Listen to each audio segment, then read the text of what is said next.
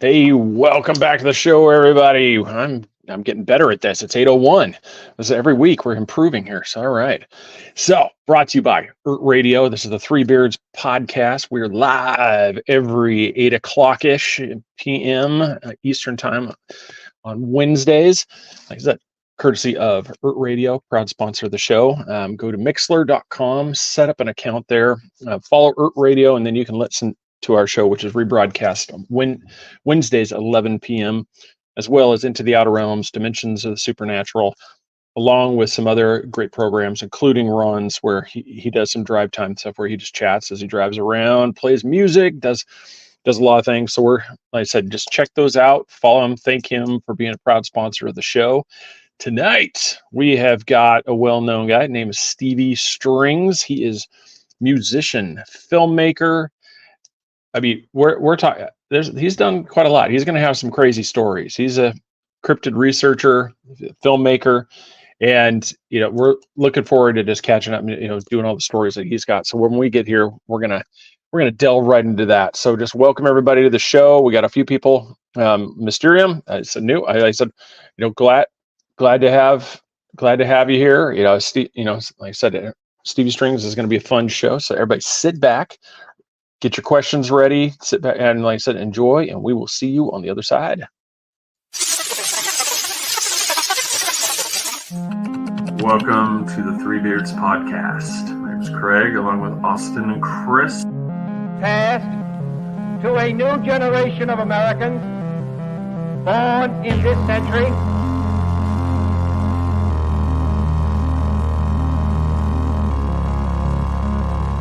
Let me out. That is why you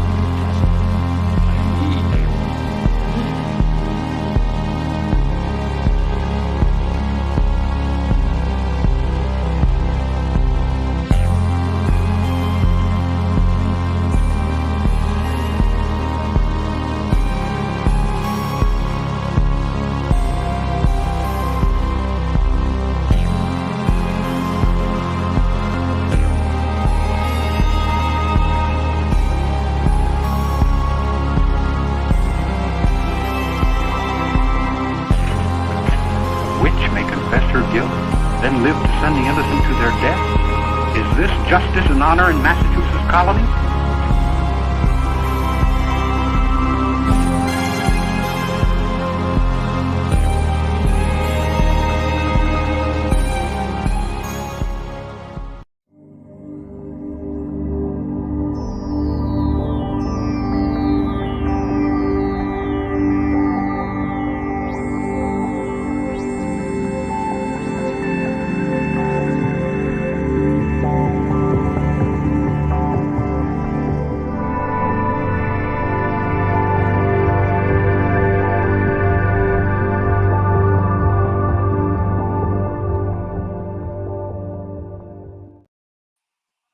All right, we're back.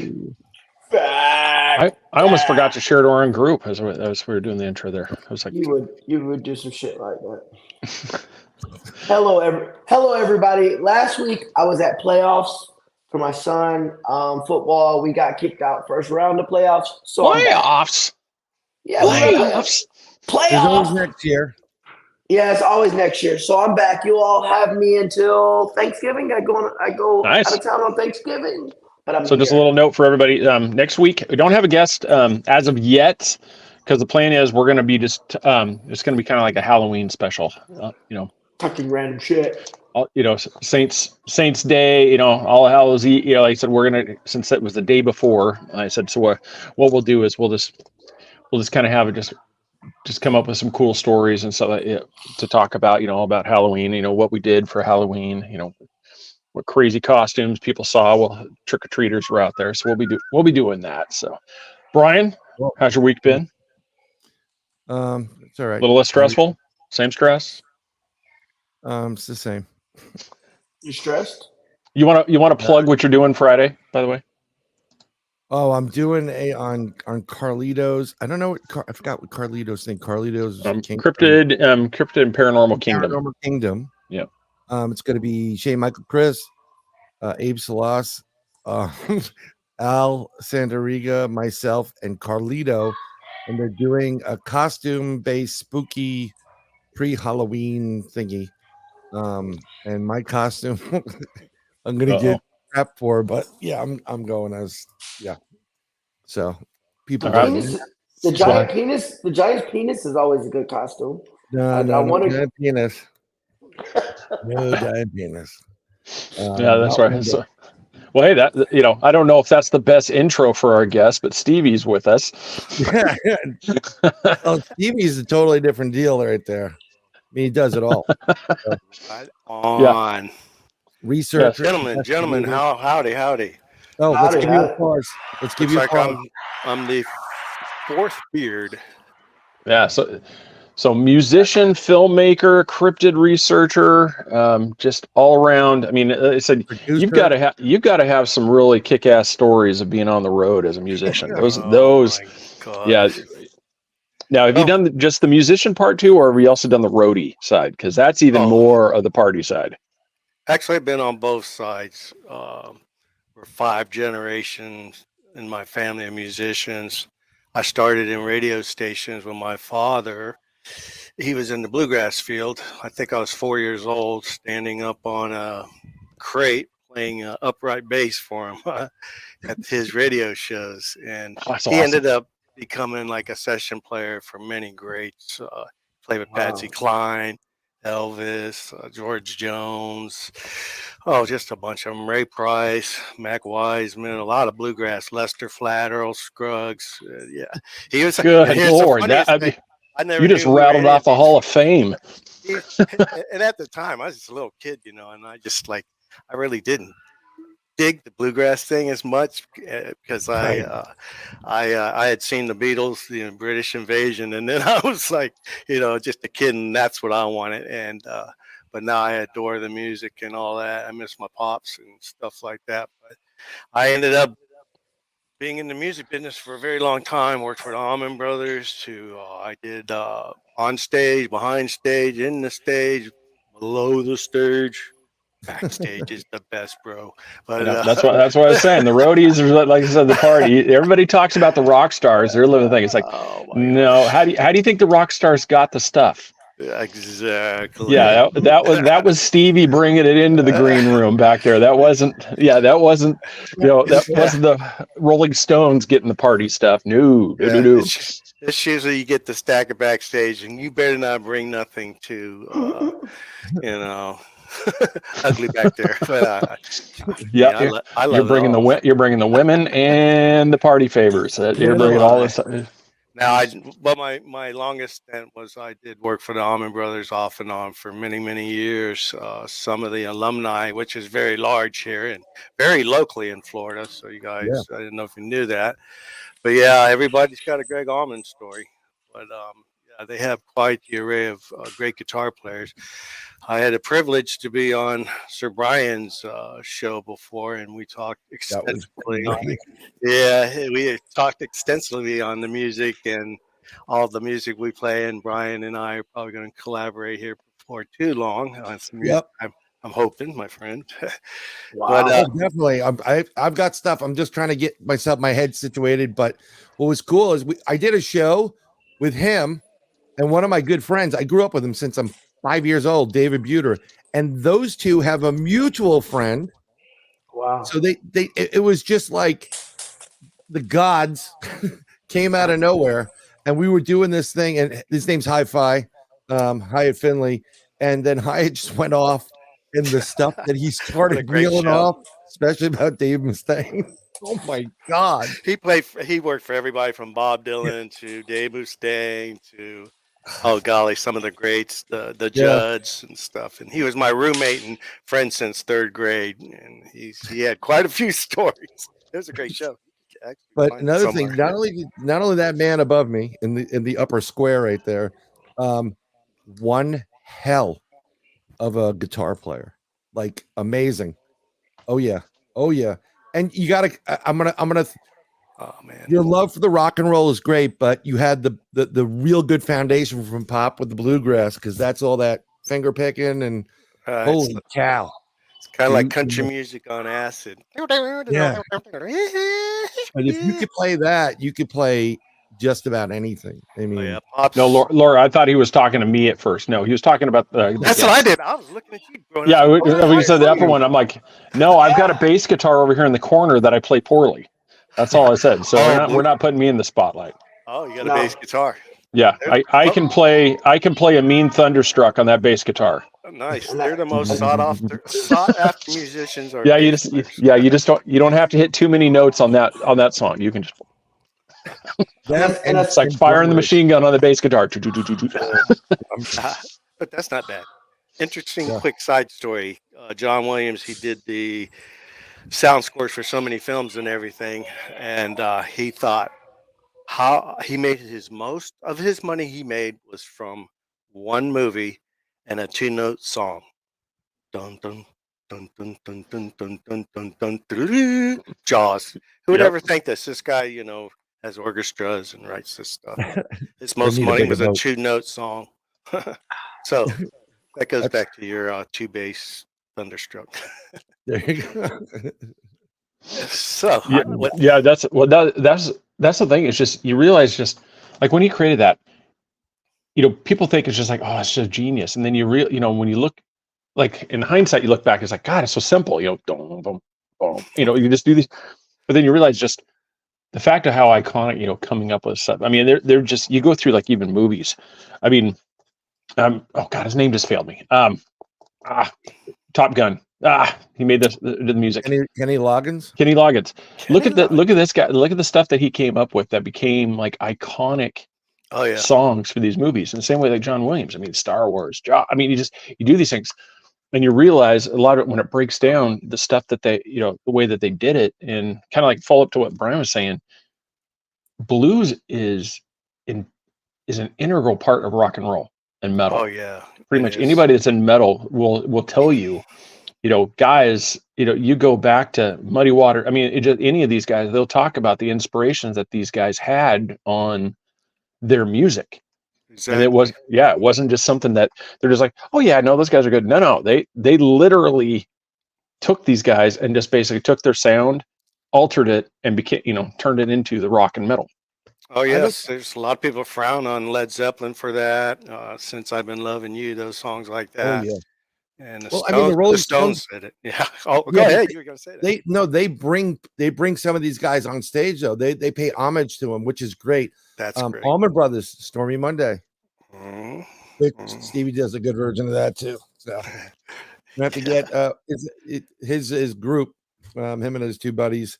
You guys play in Sarasota soon, or? Yeah, we play all over. We're writing some original stuff, trying to get an EP out.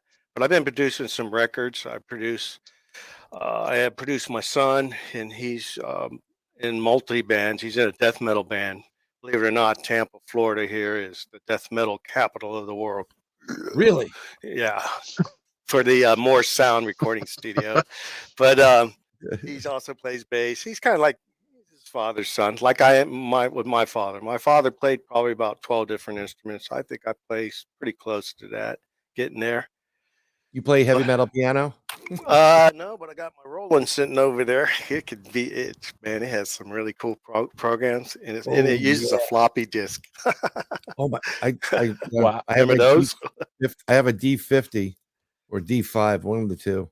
Oh, I just got it out, and I'm playing it, and I'm like, and it has that wide disc in the back area, Oh yes. Disc, and I'm like, oh god, this is old. Have you kind of? It's like a little side note. Have you guys seen like some of the videos when they show kids the floppy disks or the 3.5-inch hard disk, and they look like, oh my god, you have a model of the save button. You're like, oh my god. Yeah. Yeah, because that's all they know it is a save button now on the computer and stuff like that. That's the logo, and they just think you just had like a 3D printed model of the save button, and that's what you got so there. Cool. Yeah, I know. Yeah, I got reports on there, babe. Now that kind of back to the music, like one of the I think an iconic like blues song that a lot of people played is "Baby Please Don't Go." Oh yeah, that's quite that one. Because that's when you said the Rolling Stones, Muddy Waters and the Rolling Stones. Did you ever see that video where they met in that club? No. And they're playing. Well, here I could. Let's bring it up. Yeah, I'll bring it up here. Just let me just wait for the Hertz Tom Brady commercial to get done with here before I bring it on. Let's go. Yeah. I mean, I think the only one that's kind of somewhat funny of those ones is where he's pretending to be the Tom Cruise thing, where he starts saying, I'm in love, and he's jumping up and down on the couch, like the Tom Cruise thing. That's the only one it's remotely entertaining. The other ones are just kind of like, Can we compliment Chris for actually having something in the background now? I gave him a hard time. I was like, are you going to put it up there? He's like, I don't know if I have time. I'm like, what? It's too hard to put 2 thumbtacks? It's badass too. Yeah. I think you should make, music instead of war right now. It took 4, not 2 thumbtacks. It took 4. And I need another one in the corner or 2. You're like, All right, so I'll play just a little bit of this here, just because I don't want to, we don't want to catch crap from YouTube.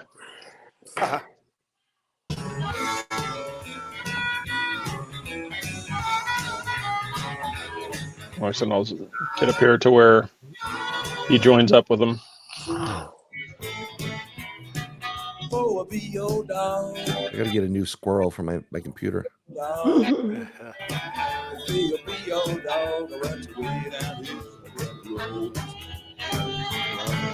Yeah, just like they're just in a club.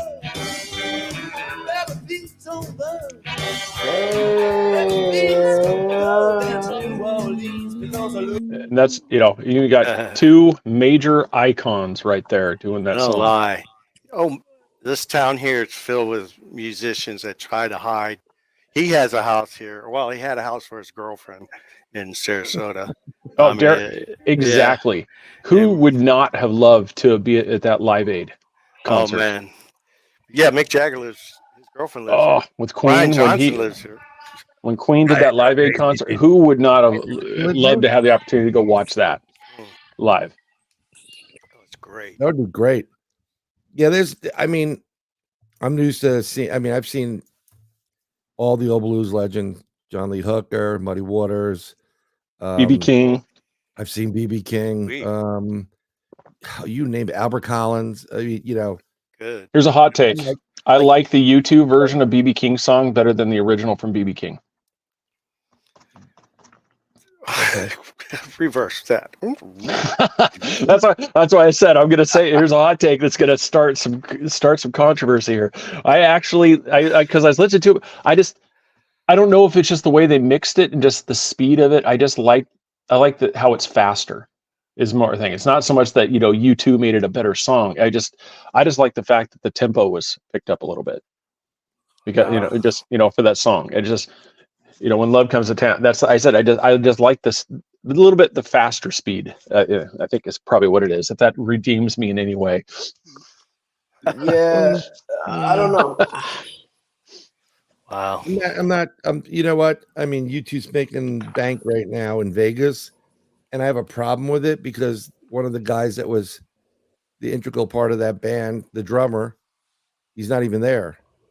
And they should never have done that without the full band being there, unless the guy's dead, which I don't believe he is.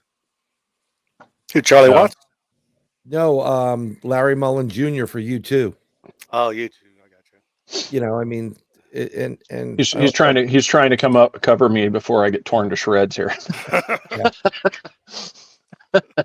I said clearly it was a hot take, and I was prepared to take the heat. So I said it was. No, it's really good stuff, and that's what I said. So for you, with the playing stuff, who was your favorite to be on stage with? Wow, I know. That's my favorite movie. This is one of those. Oh gosh. I'll even throw you a bone. Do 2 or 3. Make it easier for you. Okay, I think it was the Allman Brothers after Dwayne passed away. He was replaced by Dangerous Dan Toller, which I'm wearing his guitar pick, silver guitar pick, as we speak. Wow. And his brother played drums also, and they jumped aboard when Butch Trucks left, the original drummer. And they were on 5 albums, and I think they're was my favorite to be with on stage. After Danny Toller, Dangerous Dan Toller played guitar, and his brother Frankie, his real name was David, Frankie Toller, but that's what Dickie Betts called him. But they ended up leaving and started the Toller Brothers, and also Danny was also a session player. He played for David Gilmour, from Pink Floyd to a bunch of country stuff, Alabama, Skinner. He played for all kinds of people. So a little bit of Steely Dan. He did session work and stuff like that. But he's probably one of my favorites. Of course, my pops is my favorites. And I played with my brother, who also has been in the music business for over, I played with him for almost a half a century. And I always look and feel really good when I look behind me and he's on the drums. But now he's having health issues and stuff, and I've moved on with the music and stuff. But he was my inspiration to most of the rock and roll stuff, and ruined the bluegrass because he's the one that showed me the Beatles. And then when Hendrix, when I saw Jimi Hendrix, that's all it was, man. And he's tattooed on me. I got so many tattoos, and they're all musically and Bigfoot related. But well, you've got one, and it's kind of, I'll get you, especially with the tats. I'm of the mind that, obviously you can do whatever you want to your body. I mean, that's up to you. I've always been with a tattoo. If I'm going to get a tattoo, I'm not going to just get something trash or something random put on there. It's going to mean something because it's a permanent marking on you. And it's like, why put some random just thing on you just to do it? I mean, it's like, why not have, like you said, it has something to do with the music industry that you've been involved with, people that you were personally connected to, Bigfoot that you do, passions. I mean, like I could actually see putting Three Beards podcast on, like actually tattooing it on me somewhere because I've done this for 5 years. It's actually a major part of the life. So, I mean, cool. He's got some killer tats. I think he has the whole Sgt. Pepper album. Yeah, Yellow Submarine. Yellow Submarine. I thought it was Sgt. Pepper. I was going to say, it's like, if he's got that, I mean, the figure work alone for the Sgt. Pepper, I mean, what's he got on his back? It's got to be a whole mosaic on his back of all the figures. I'm a virgin on my back, and it's funny you said that because I recently won this in this tattoo contest, and it was like $1,500 worth of ink. And so guess who's getting the back piece? It's cool, and it's going to be beautiful. I'm getting the Pieta scene with Mother Mary holding Jesus, and then it's going to say, "Pray for this sinner to the hour of my death." That's the Hail Mary ending prayer. So he's designing it all out, and it should be fabulous. That's cool. Yeah, that's awesome. That's out. You got an artist up your way? Yes, he owns 3 studios, and which is really cool. Yeah, you PM me and all that stuff. We'll hook up. Now, Laura asked a question. Have you ever played with Tom Petty? Or been in the thing with? No, I have seen him a couple times. Matter of fact, he was at the Don Cesar, famous hotel. It's in St. Petersburg Beach. A lot of films were made there and stuff. And we were on with our band following the week after him. So I go there to rent this room, and I want to get the penthouse, of course, with people and stuff. And they were like looking at me really strange, like, "What do you do?" And I go, "I'm a musician." And they go, "Oh, no. Tom Petty was here." And he cut through the penthouse with this chainsaws to combine the rooms and stuff. And I was like, "Oh, okay." So that was my Tom Petty story. Oops. Mr. Chainsaw. I would never think of Tom Petty doing a chainsaw. I didn't either. I mean, you say Joe Walsh, I'm like, I'm all in on that. But Tom Petty, no way. They say some of the ones you wouldn't expect, or some of them, the wild and crazy ones. Huey Thomas in the news, you know who that guy is? Mm-hmm. Yeah. Well, I was reading this book, and this girl who had slept with all the rock stars, and they were asked who was her favorite. And of course, people were like, "What, Van Halen's and David Lee Roth?" She said, "No, Huey Lewis." Is she called a rock rabbit? Yeah, something like that. I think that's pretty good. But who she said was the worst was David Lee Roth. I think I told the story a while ago, but I was a waiter in Salem, Oregon at it was called Newport Bay Restaurant. It was a seafood place, and in comes 4 guys, and I instantly knew who they were. I'll just tell you the first guy I met was Dimebag. Oh my God, really? That's his favorite right there. And so they sat down, And I looked at here and I'm like, oh crap. I go, this is going to be, hell. And I'm like, there's two guys in the kitchen wearing Pantera shirts working. And I'm like, dude, I'm not going to be able to keep these crackheads out, keeping them in the kitchen. These guys are going to be tweaking out. I go, so I get all but planned. I'm just thinking these guys, you've seen them on stage, wild, crazy. I'm like, hey, gentlemen, how are we doing tonight? Oh, how are you today, sir? I'm like, I'm pretty sure I'm talking to Pantera here. I'm like, oh, no. I'm like, what can I get you to drink? I'm picturing, I've got the bar behind me. Here we go. Oh, I'll take hot tea with lemon. Yeah, they're going there. I said, they were the nicest people I have ever met. That's cool. The Abbott brothers. Yeah. Yeah. And you think that they would just be wild and crazy, like throwing stuff and just being belligerent. No, they were. I would say that the older couple next to them was more unruly than these four were during dinner. I said it was pretty. That's cool. Yeah, it was a completely different. It's one of those. It was the reverse of where they say, "Don't ever meet your heroes," because you're going to go. Right. This was actually the other way around. I went with more of a profound respect for these guys than I ever did before. Oh, and Dimebag's home videos, his 8mm or whatever he used to carry around that handy cam, they are crazy. Just Google some of them home videos. Oh, I know. He is insane. Yeah, I'm picturing just this absolute, this is just going to be, I'm going to go away just saying, man, I almost quit that day. This is one. I mean, that's my rock and roll story. That's the closest I've ever come to, anybody like rock and roll royalty. It's crazy. That's actually fantastic. I mean, what a hell of a band. I'm looking forward to them if they come around again. I didn't know about it. Zach Wild's taking over the. Zach's doing a pretty damn good job for it. Yeah, he is. He's actually coming to Janice Landing, and he's going to do the Zach Sabbath. Do nothing but all Sabbath. That should be good. Exactly, Laura. That's what the because they were playing that night at the Salem Armory, and so that was yeah. So that was. I mean, so what do you do? I mean, before you just go trash in the Salem Armory, what do? You go to Newport Bay Restaurant, sit in Craig's table, and have tea and some seafood, and just have a nice, relaxing evening before you just tear the place down. And you didn't ask him for tickets? No, that's what I said. One of the cooks did see him, and so he made it out there, and he's like, "Oh man, I just want to say," and I'm like, "I'm sorry, guys, I tried," and they're like, it's fine, it's fine. Hey, it's you know what you don't every day you don't get to meet your one of your heroes growing up. Oh, I got a quick story. Actually, it can lead into us talking to Bigfoot. It's nice. Cool. All right, this tattoo that's on my hand. I don't know if you can see the Bigfoot thing or not. Let me see. Dude, that's an awesome tattoo. All right, now if you look, if you come, is that a Bigfoot and a Bigfoot? Yes, exactly.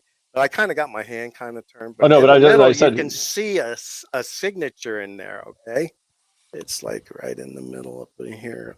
It's black. Anyways, that is Alice Cooper's signature. Okay, cool story. Oh, that's cool. I go to this tattoo convention. I do Comic-Cons here or there, with the Creature Man Research Cryptid, the thing that I have, and I see Alice Cooper over there, and he's doing meet and greets and stuff. So I'm like, oh my God, he's my idol. You can actually talk to him for $50, and have a one-on-one with him and all this, and cool. So I'm just like dying, but I was going to go get this tattoo of this Bigfoot while I was at this convention because they have different booths. They're giant. Some of these Comic-Cons are. So I go to him and I said, hey, you're in a Bigfoot movie? And he's like, yeah. He starts laughing. And did you ever see his movie? It was with the Partridge Family guy, the redheaded dude, and the black-haired dude. Danny something and Cassidy, right? Or no? Right. It was redheaded guy, Bonaducci. And who was the oldest? David Cassidy. I think it was David Cassidy. It could have been him, or maybe Danny Bonaducci, Barry Williams. I'm thinking Bruce Davison, and Andre Royo, Sherilyn Finn, Alice Cooper, and it was Bigfoot.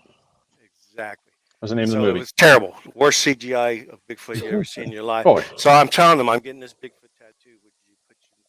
sign your name above on my wrist so I can get this tattoo. So Wow. he signs my name right across the middle of my hand. And I'm like, no, man, it's got to be like up at wrist. That's where my tattoo is going.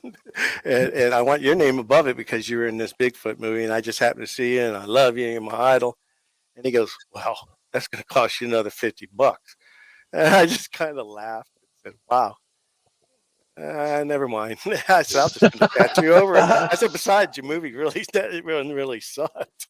And he looked like he was going to choke me. But it's a good story. It works. Yeah, it worked. And I kind of I covered it up, but now it's coming through again. But now I leave it alone because then it's just a story because people say, what is that in the middle of your tattoo? I feel like I'm getting ready to do the whole, when you're in LA, you walk into a coffee shop and they try to pitch you their script. Oh yeah. Oh my God. Yeah. I said this. I've always had this thing. It's like for a movie for me for Bigfoot, what I've always wanted to see is just because Jaws changed people with the ocean. People were actually afraid to go beyond the beach where they could actually see their feet. Absolutely. They said that it changed this thing. And I've always wanted somebody to create something that's Bigfoot, something like that type of thing, to where it has almost the same effect, where there's almost like becomes an even more unnatural fear of being in the woods alone. And right.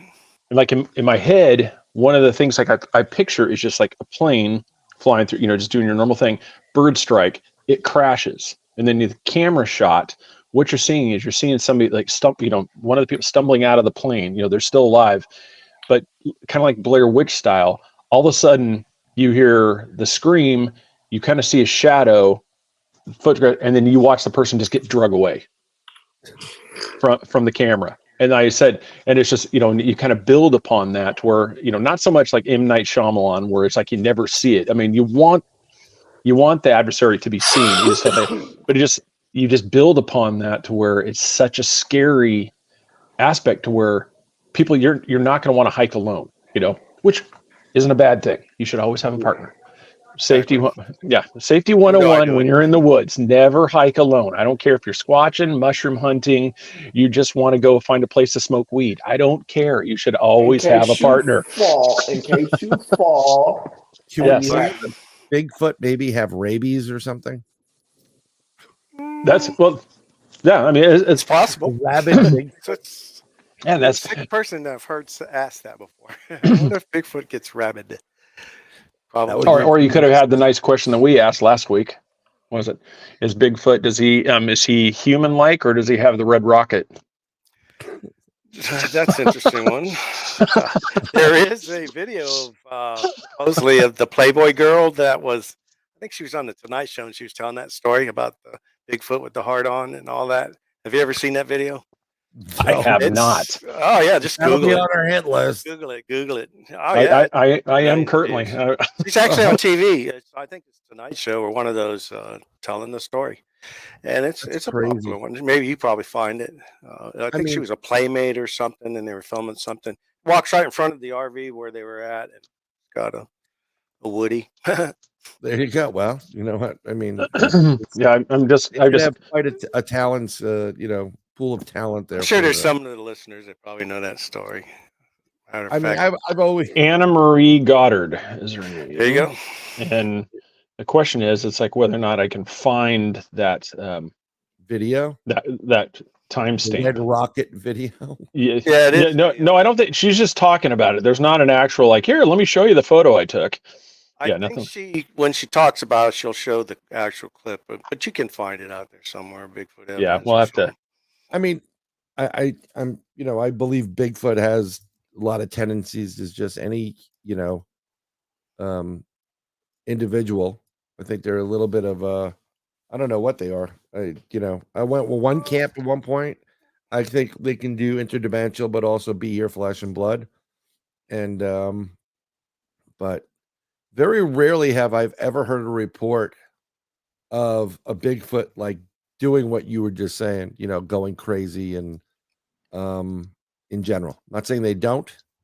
I don't know, Stevie, have you ever heard of anyone, any of them like, just totally going nuts? Well, I kind of believe the. Did you see the movie? I think it was Primal Rage. And it was with I the queued up. Bigfoot that had the bark and all that and can use weapons and stuff. I believe back those are probably stories from the Bigfoot wars from the Native American tribes, talking about their ability to actually go crazy on you. So in that sense, I see that happening. Me, I think it is flesh and blood. I keep an open mind to everything from portals because I have seen some weird stuff out there. I've seen lights and stuff like that, orbs, but I believe it's flesh and blood, and it could be some kind of a missing link between Neanderthal and Homo sapien, but it has a mutation that's related somehow with the giants, because I really believe the giant things, because Homo sapiens aren't naturally 8 foot tall and stuff. But then you can also think of Gigantopithecus. It could be an evolved Mhm. species of that. It was an upright bipedal, and it could have crossed over very easy from the straits and stuff back then. And what is that, 100 to 150,000 years ago? It could, evolve into something what is known now. This is Sasquatch.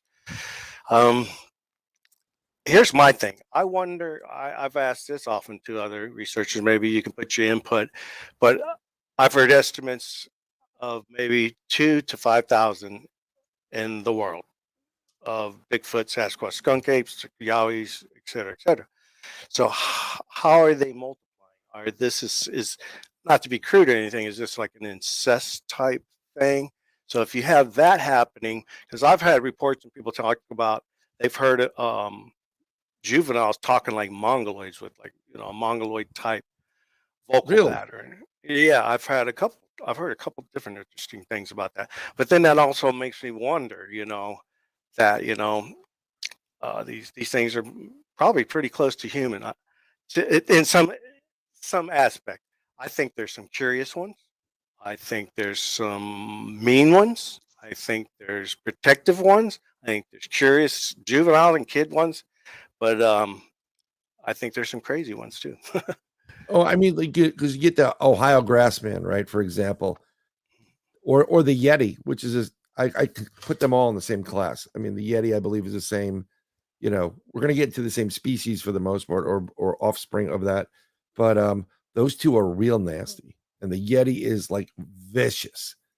It will attack you. It does not, the reports on the Yeti alone scare the hell out of you. But Ohio grassman, I don't know if it's because he's so deep in his realm and they have so few people going through it that he's not used to that kind of interaction, but he's been known to do some crazy stuff, I think that's really violent. for me, that's one of the biggest things that's always been the dilemma when it comes to these things. Do I believe that they exist? I really do. I really think that there's something out there. It's the unknown. Is like you said, is this a holdover from evolution to where this is like an early state, where we've gone somewhere between Neanderthal and somebody else to where it could be like that. Because what are the stories? Hairy wild man. They would refer to these things. They never referred to it, because even like the native tribes, they would refer to bears. They knew what the animals look like. So they wouldn't refer to something if it looked like a bear. They would do something because, so if they call it like the hairy wild man, it would mean it would have something in the way of like a human style feature that would give it to there. So there's got to be something to this part. But the biggest thing has always been, and unfortunately, like I said, a lot of people, I think the reason they go to interdimensional right now is because we have a huge elephant in the room is as technology grows, it, it should be harder and harder for a creature like this to hide, because you Ooh, should be able to just regardless of whether it's cold-blooded or warm-blooded, you should be able to see something with technology. And that's the problem, is like as technology expands, how it's hiding is becoming more problematic. Exactly. well, I mean, I was always flesh and blood, Gigantopithecus, missing link, that type of stuff. And then I mean, and every investigation, every interaction or evidence that we pick up from the field, it can change that. You get more questions, right? And then we had a big investigation where this thing was super close, and it went whoop whoop, and the third whoop was 2 miles down the road at the other end of the lake. And everybody's like, well, that could be another one. I'm like, the vocal pattern was the same. It didn't miss a beat. There's nothing that was off on it. And the only way to go from point A to point B is, I studied physics, and I studied in the beginning of string theory. You open a portal, you go in, you come out where you want. And that's where I think these creatures have the innate ability to, one, be flesh and blood here. Then as they morphing their ability to go interdimensional, they're changing their forms of energy. Hence the orbs, the strange lights that you see, because it's a change of, it's usually a spark when you change from one form of energy to the next. And then once you go into that and you start getting into an energetic field, you get that predator type of cloaking, and then you disappear. I mean, how do you explain those people that walk in the woods and then the tracks just end? Right? I guess you can kind of say it's paranormal in a sense, because like I've done some ghost investigations before. I try not to dabble too much on it, but the ghost comes from somewhere, some dimension somewhere, comes and then leaves. So there's got to be what the Native Americans call between worlds. So is that a portal or dimension? Yeah, I've heard some really crazy stories about Bigfoot being there and not being there. Me personally, there was a story that when we went out, and did I see it? No, I didn't see it. I seen something in the thermal, but it was really crazy. So I want to really gather the next best piece of evidence for finding this thing, because I don't think I know. He was talking about technology and everything. I mean, you can't even. You look at some of these films and stuff. Hey, I'm a filmmaker. You can do this stuff, man. There's so much hoaxing and crap and clickbait whores out there and stuff like that. I mean, have you seen the Colorado one recently? I mean, come on, really? Yeah, that's my man. He's in my camp. And I'm like, it was really? The coat that really threw. I mean, there was a little bit from where it was, but the coat itself looked like crap you get from the coat shininess. It's perfectly in screen as he's running. I had one person, I kind of had a debate with them. They're like, that terrain is incredibly too steep. No human can ever make it. I'm like, okay, I elk hunted many years.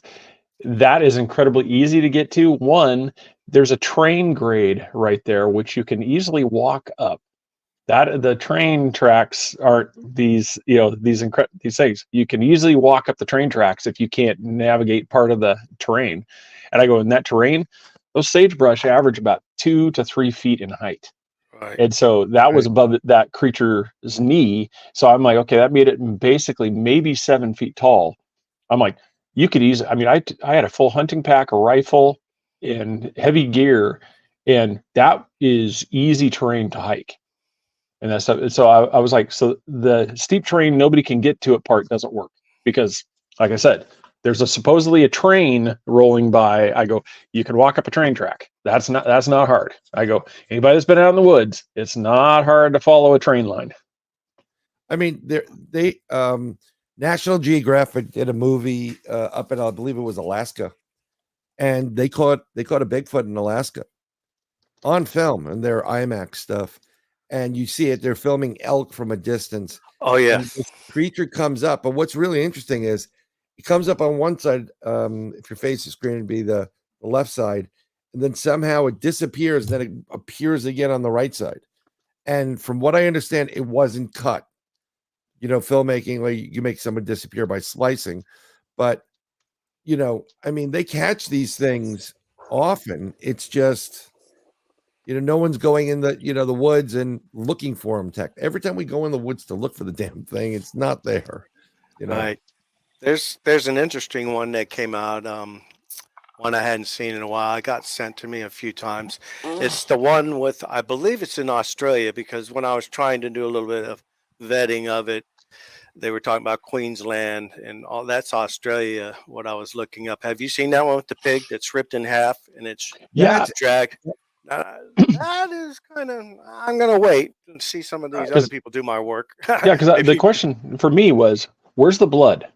Well, if you I've already been approached with that one. Now, if you really look at it, it's being dragged from a really far distance. And then if you really look beyond that, it looks like a road. So it could have been dragged. So it could have already bled out by the it could have time. been Yeah, bled out. because the original picture I saw like two halves of the pig, and I saw these footprints. I'm like, okay, it's a steady footprint. I go, so either whoever, whatever, like I said, we're not walked through this carnage, left the footprints What? and either like cast the things off to the side, or it was after the fact or something. Because like I said, I was looking for, I didn't see a sign of struggle, like it grabbed a pig, ripped it into, so obviously it didn't occur right there. But that's what I said. I'm waiting to see more information on that one. I'm not completely sold yet on that one, but that's also because I consider myself a healthy combination of Scully and Mulder. Well, if you look at it and just want to do your own on the spot evaluation, the tracks look good. They do show mid tarsal to me. If it is Australian, somebody said, yeah, but they don't look that big. Well, the Yowie's not supposed to be as big as supposed North American versions. But what impressed me, nobody's even said anything, was that knock at the 50-second mark, I believe.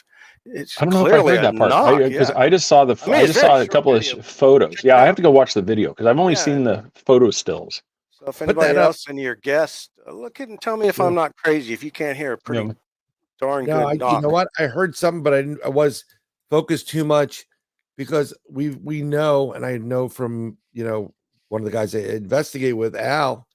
He was down in Florida, down in Davie, when he had his first Sasquatch, skunk ape experience, and apparently this thing ripped the head off the prize bull. It has that capability of doing that, and that's what it's going to do. I mean, there's other stories I've heard of something going through the back, everybody's house, and a police officer finally sees this 8-foot creature with a German Shepherd on its over its shoulder. It killed someone's German Shepherd, wrapped it over its shoulder, was taking it off to the woods. They're going to make a meal out of it. They put the light on it. It stopped, and he threw the thing, and then he walked up the hill. So, I mean, there's certain things in that Australian video that are ringing true for me. Yes, but and the trackway looks impressive. That would look, yeah. I was looking at that. I was zooming in on it. Yeah. I'm like, yeah. So was I. Speaking of dogs, did you ever hear that 911 call about the guy? He's talking about the Bigfoot had thrown his dog over the fence and killed it and all that. No. It's a famous one, he's like, come on, you better come. And, and they're asking him to describe it. And he's like, it's big and it's black. And they're saying, is it a man? He's big. That's all he says. And, well, if you know the whole story, it had come the day before and killed his dog and threw it over like a 8-foot privacy fence and things like that. But he kind of seemed to have vanished. I know people were trying to get a hold of him for a long time, but I'm sure you guys. I'm actually having trouble I wonder if YouTube scrubbed it. I'm having trouble finding it on YouTube. Which one? That pig video. Oh, the pig.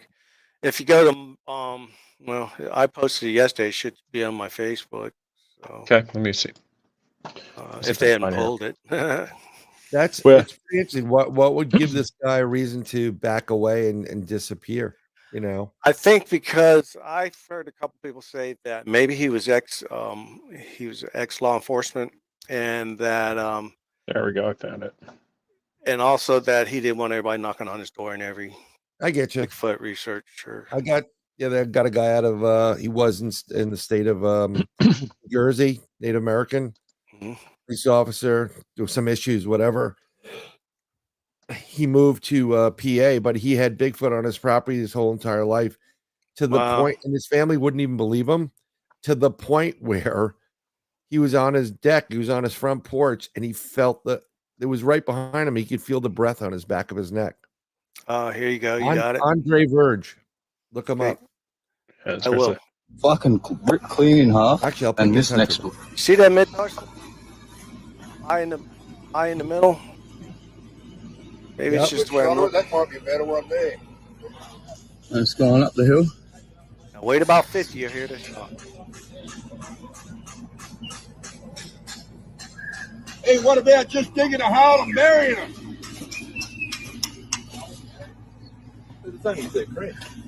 Because it's a pretty wide stride.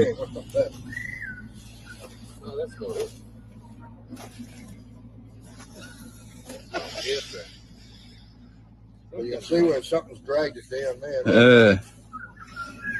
I didn't look to see if the other car was still up there. Your boss ought to be yours open up.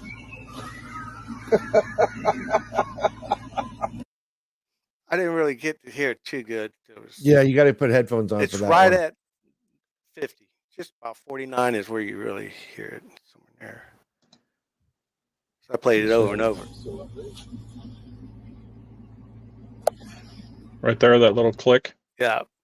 No, that sounded bad, but when I listen to it without headphones, it definitely sounds like a knock. I mean, Yeah, so Check it out later. There's a lot to this video that is screaming yes. And then I can also, I soon as I see a scene or whatever like that, I'm going to say, oh, where people, where's the blood? Where's the blood? And they're not thinking, I maybe I think differently as an investigator. That one rang really, really, I wish we were in Queensland. I'd like to go out there and see it. I bet you if you ripped something completely in half and you had it hung upside down, I bet you it would drain out pretty quick. But it looks like it's got rip marks on the lower torso. It looks like it. What's amazing is that I wonder if any of the inners were taken out, like organs.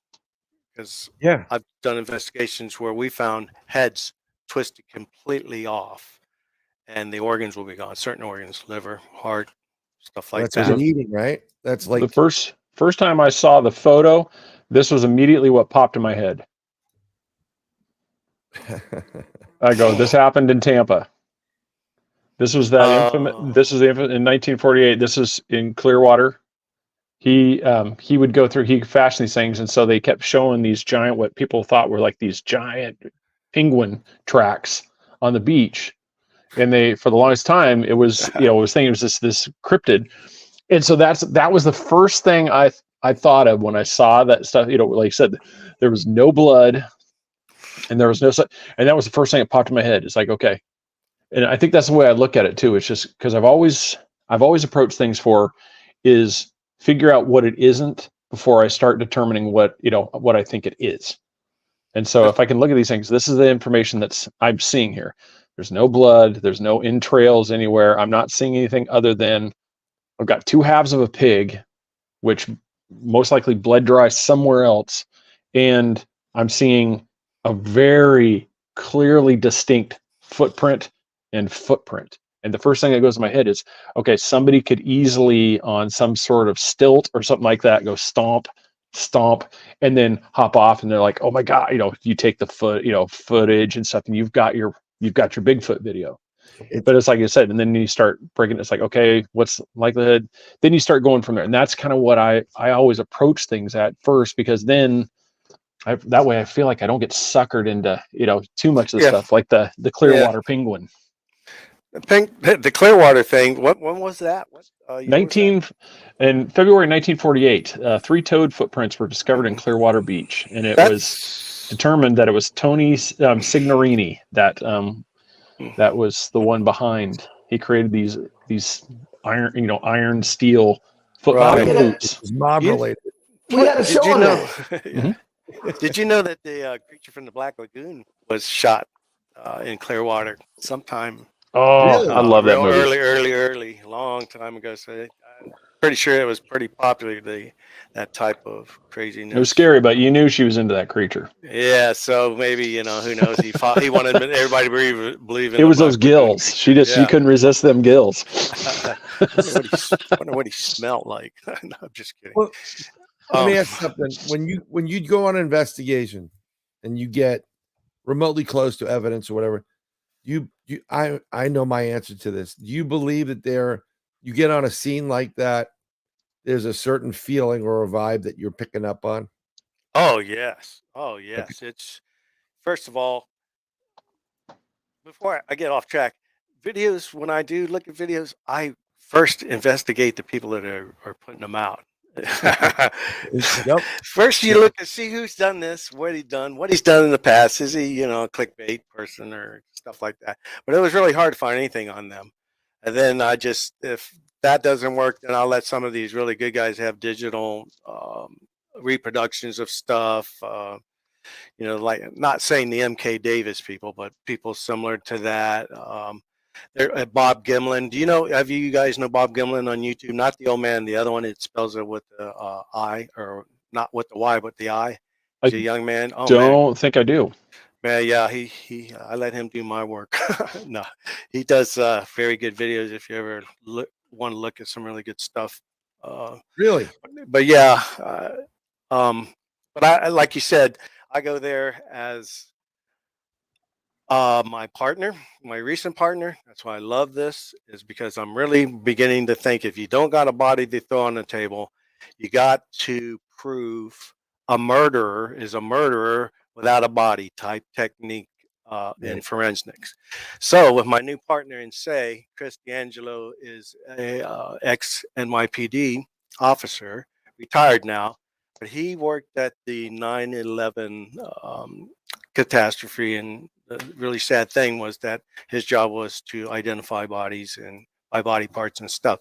Mhm. Well, his daughter had a Class A sighting here in Mayaca Preserves, and we just happened to hook up. I found him strangely because he was near an area that I've been working for years. I've been doing this a very long time.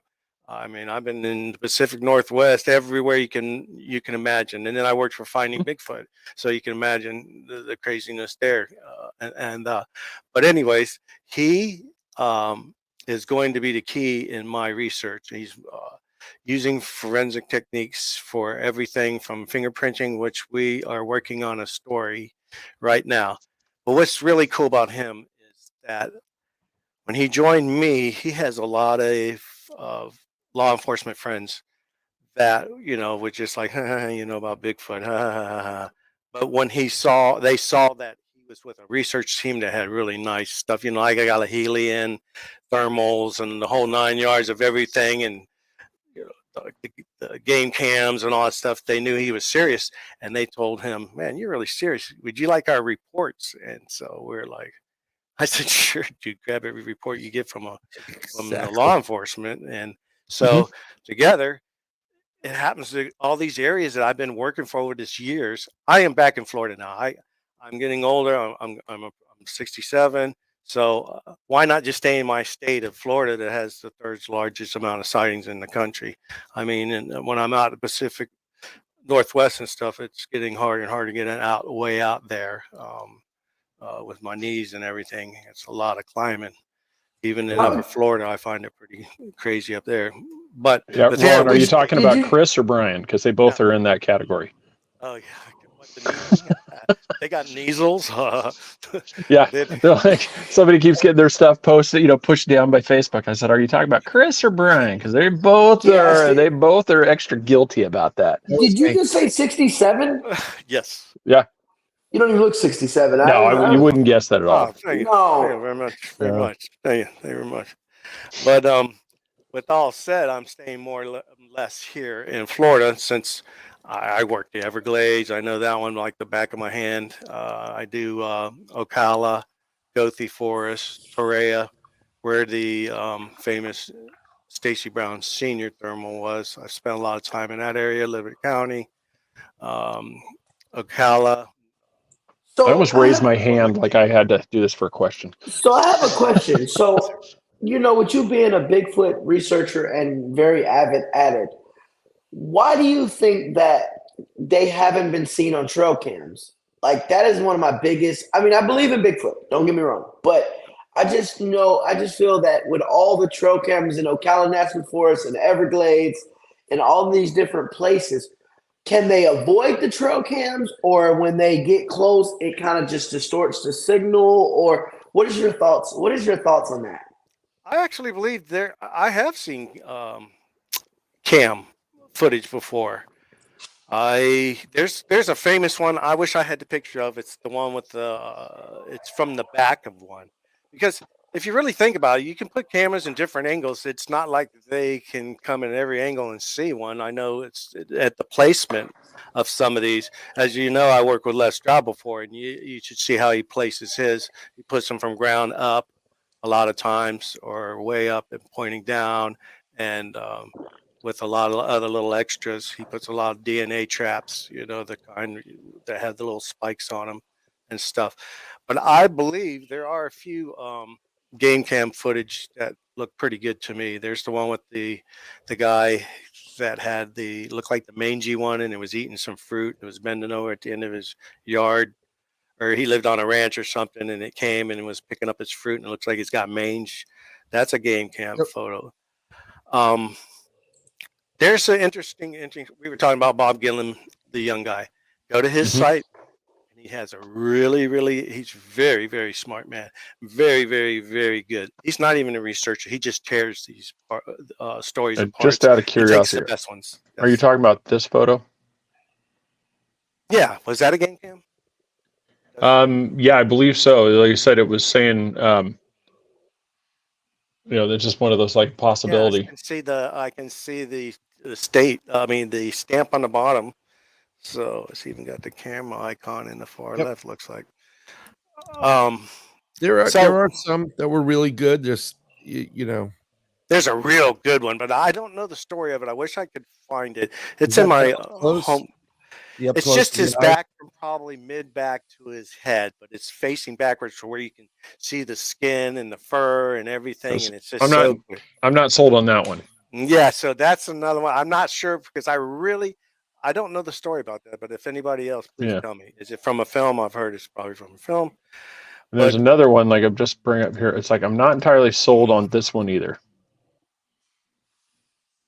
Yeah, it looks kind of gorilla-ish. I've seen that like one. gorilla more. I mean, and don't get me wrong, there are places in this country, I'm sure, that gorillas have escaped. It was just the hurricane. I mean, all that stuff, all those ones that have escaped, those private collections. Right. Before I forget, that was one of the things I was going to ask you, because you mentioned the Everglades. And, Brian can chime in, I'm sure, on this one too. How has that changed with doing some of this research, with the fact that there's now 20-foot pythons out there? You're not exactly wanting to just traipse around in the dark when you have something that literally has the head the size of a softball, that could latch onto you. I mean, this is not, we're not talking mountain lions anymore. We're talking about a thing that can literally latch onto your head and choke you out. Well, I don't want to meet one in there, and hopefully I'll get to see something else with the man above, because I damn well don't want to see one of those.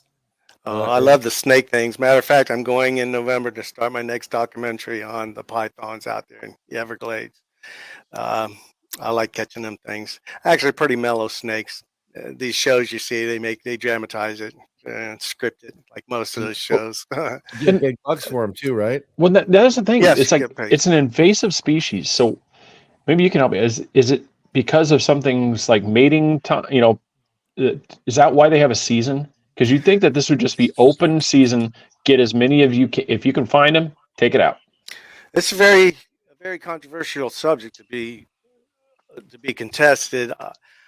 Is it a cryptic? Is a cryptic something that shouldn't be somewhere? In a sense, because people ask me, "Hey, is that a cryptic out there?" I go, "No. Well, if it's out of place, it could be. I guess you could call it that. But then there's some big ass anacondas too out there. I know one of the shows they caught one man, and the thing was about as big as round as my leg. I think it weighed. When they weighed it, it was like 500 pounds, something like that. Wow. But they just walked over there and picked it right up. It wasn't. They didn't try to bite him or anything. And, Bullshit. but as for the Bigfoot there, did anybody see my, not to plug my film, The Plug Skunk it. Lives? Yes. But I am going to hopefully branch off and do another one. But we talk a lot. I'll talk a little bit of the Everglades. There's some really good stories that he was talking about a cow with the head was ripped off. Well, there was a movie maker back there. Oh yeah, that's a good one. That's a sweet looking one. Is that a python? Yeah. Yep. Oh yeah. It's like Burmese. That's in the glade. You know how much? Yeah, that's what I said. worth? That's what I'm talking about. Like when he was talking about going out there and you're going Bigfoot, doing research. I go, that's the kind of stuff that you're going to run into. Oh, I hope I do. If that's a female, okay, they give you money like for the first 6 feet, then like every foot thereafter. It doesn't have to be. If it has eggs, you get even more money. Too is a lot. Has to do with it. It doesn't have to be a female though. When they go python hunting, it's any python. All of it. Any And if it's python. a female, it's like pulling a slot machine. You want a little bit more money. Yeah, you get one full of eggs. You're like jackpot. Right. And those are Burmese. They're pretty mellow. The guy that I'm going to go work with, he's caught over 10,000 already. And that's a lot of snakes. 10,000. Oh yeah. But anyway, I digress. So back to your show, sir. Your movie. Yes. Apologize. Derailed the talk. But anyways, does Bigfoot fight a python? Boy, I hope so. That would be so cool. Would that be in a way kind of like you could almost do like a Godzilla versus Kong? Yeah. But you know what? If those people that eat them, they don't taste very good. I don't know. I'm just thinking you could see Bigfoot out there fighting this giant 20-foot python. It would be like a Godzilla, some form of like snake version of Godzilla versus the Sasquatch. You're just battling it out. All right. Oh, you were talking about a cow. I was trying to think of the story that we didn't have in that film, where there was a movie producer / had his horse attacked out there, and it ripped its head off. And supposedly, this was 60s. I think you can look up the story. I think though that in the Everglades, it's crazy. It's very crazy out there. If you don't know what you're doing, don't go.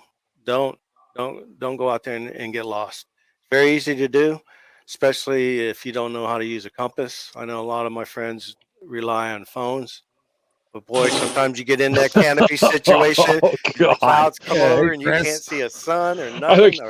I moved here from the Pacific Northwest. I lived in Oregon, so you had mountain reference. You could look to you could reference where you knew your directions. I go like that picture I just showed of the Everglades. That stuff is over 7 feet tall. There's no sky references to bearings on at all. You can't see where you're going. So if you don't know where you're going, you're lost. You are absolutely lost. There's no way you're going to be python food.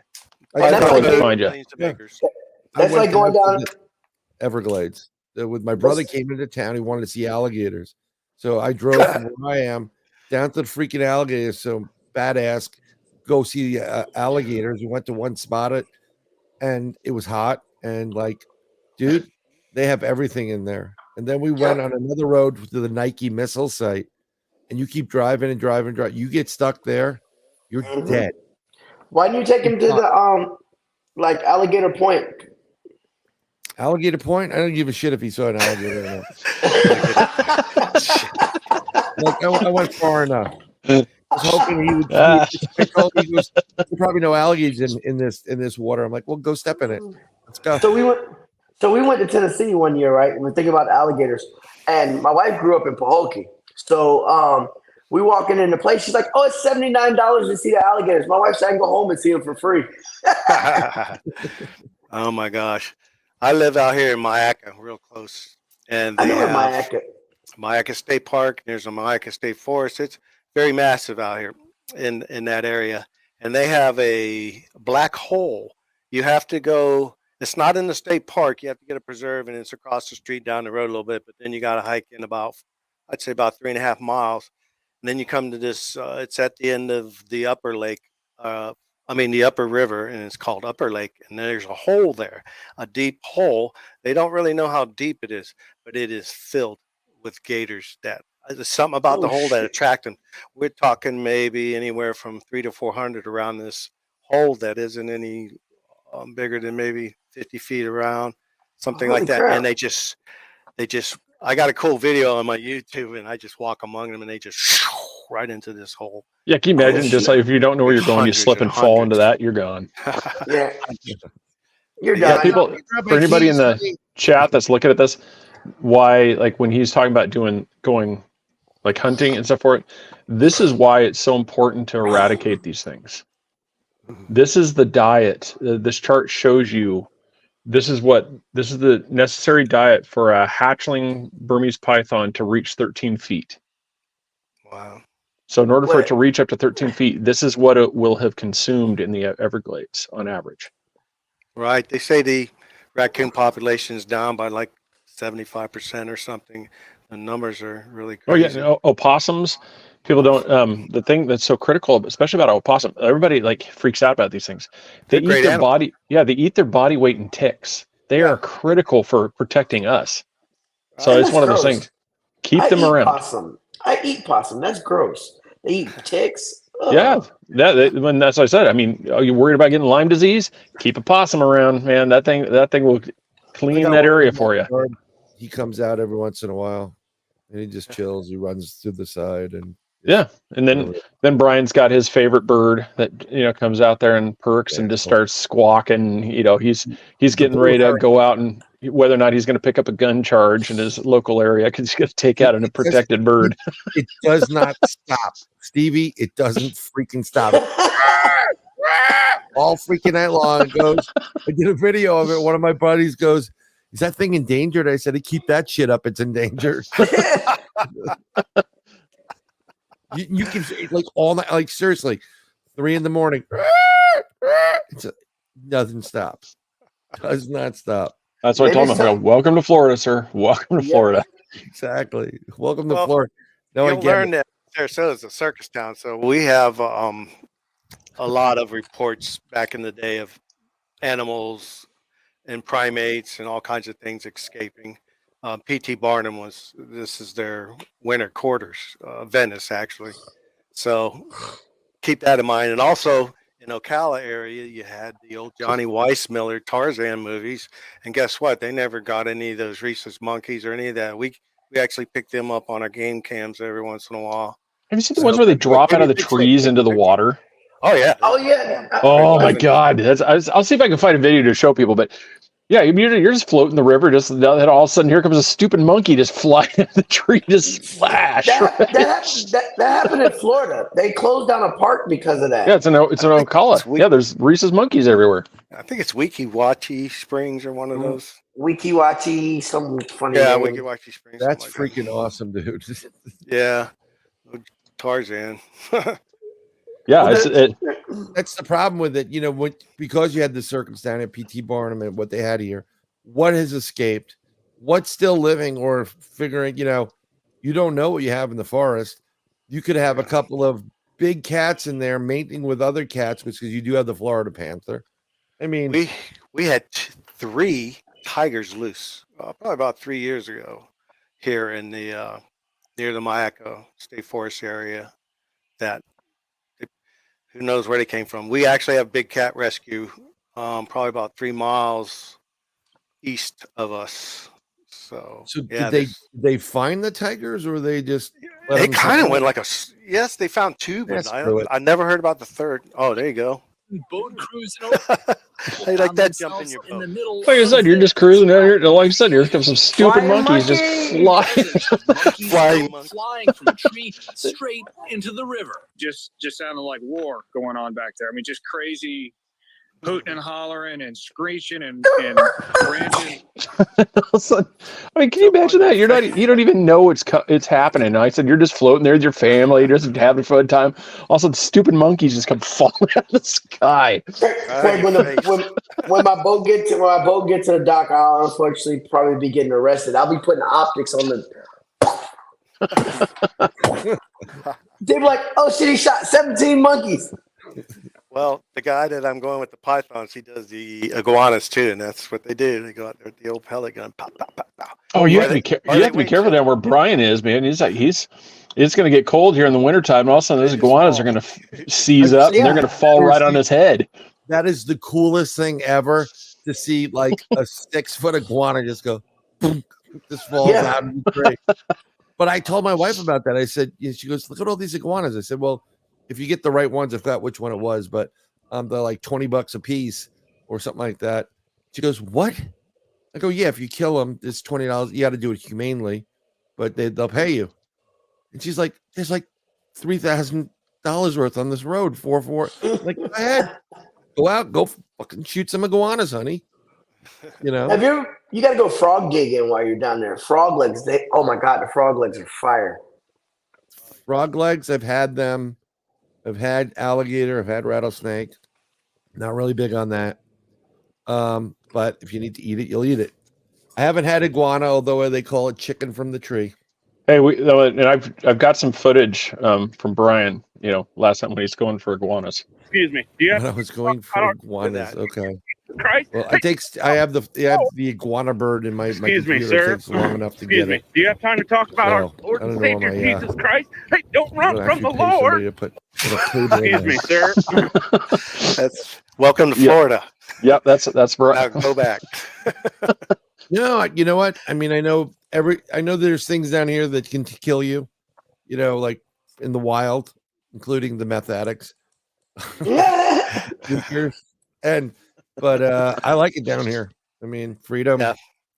Yeah. And I'm looking forward to hopefully investigating and getting some really good evidence. I got a couple good theories and experiments that are not going to hurt or harm anybody, but I think they will help to bring out, and we're going to get some real good evidence of this. Yes, I'm trying to get Sir Brian involved in our current case with Chris, my partner, and it's been going on for like 2 years, and we had a hurricane that really disrupted the whole thing. But it's a really cool story what's going on and what we've been finding. I've been working with a couple of the other Florida groups, inviting. I mean, that's what it's all about. If you need help, I like to invite a couple here and there, but I don't like it to get too larger or things like this. But this thing that's going on here has had 3 Class A sightings that were reported here, all to like sheriff's department. One was reported to WFC, Wildlife Fish and Game, and one was park rangers. But now there's a 4th one that just came in, and it's by a sheriff that saw it, ran right in front of his car. We're really trying to get a hold of him, but I guess he's being harassed by the rest of the department, of course. Oh yeah. I'm hoping he's got dash cam, but we're working on it. But it's still in the same area. But the actual sightings and what's been going on when we've been staying there 2-3 nights at a time are pretty impressive. There's some stuff that I can't explain, some prints that people have looked at. We believe my friend Chris believes it's like in a bottleneck situation of the forest, Wayaka State Forest, to where it likes it back in there too. It's so massive back there, but it's so filled with food, cattails, all kinds of vegetations, edibles and stuff. But the sightings have been with 2 to 3 of these. The first one was multiple people, 5 people in a car, driving down the dirt road to get to the campsite, and it was on the side of the road on all 4s, jumped up, ran in front of the car, jumped the fence, and went into the forest. The second one, that was 5 people that saw it. The second one was they have 2 primitive campsites out there. The first one were some foreigners, some Asians, or another country that knew nothing about Florida wildlife and stuff, and they called the wildlife and game officer. And I know this primitive site well, and it's really back there. You have to hike in a little bit, and it's got a water source and stuff. But they said there was a peking bear that was standing on its 2 hind legs and going from tree to tree, peeking at him. Going on for like 40 minutes, and they were saying like maybe I don't know, less than 100 yards away. And so they wanted to know if they were safe from the bears here. By the time they got out there, it had gone already. So that was 3 people, family. I would love to be on that Peking bear thing. I would have been like, oh, that's not a bear. And then the third and final one that's pretty kind of impressive. There's another primitive site that's probably about 1.5 miles from the Peking bear, and it was a actual hunter in his family, but he wasn't hunting, but he was a hunter and knew things. And there's a creek that goes all through this area, and he said about 2 o'clock in the morning he heard something coming down the creek, bipedal type movement, everything, and he unzipped a little bit. It was really like a waning moon, couldn't see much, and it pushed on his daughter's tent. And that's when he had his phone and his gun, but he called the sheriff's department and said, hey, there's a guy out here, and he just pushed on my daughter's tent, and I'm going to shoot it. But I can't see what it really is. And they asked him to describe what he was seeing. He says, well, I'm a hunter, and you know what it looks like?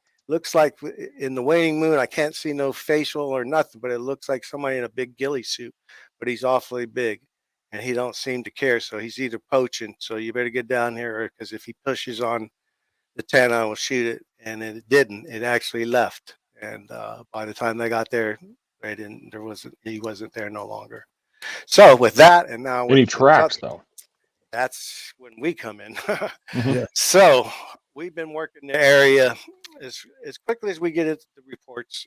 I used some of it was Florida Bigfoot investigators, the FBI guys, Nick Tudor and them come down.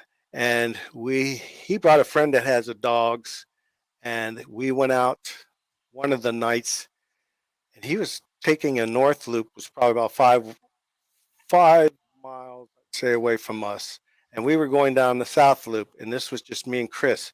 We were going to do some audio, and we have these wood blocks that we do our tree knocks with, because he's a percussionist and I'm a percussionist too. And that's our little secret. So now the world knows, go get your wood block. Don't go find a tree. And you can get different sizes, and they sound great. Anyways, he's going to do going to do a knock, and I'm going to do the audio. Before I could even do this, there was this tremendous howl.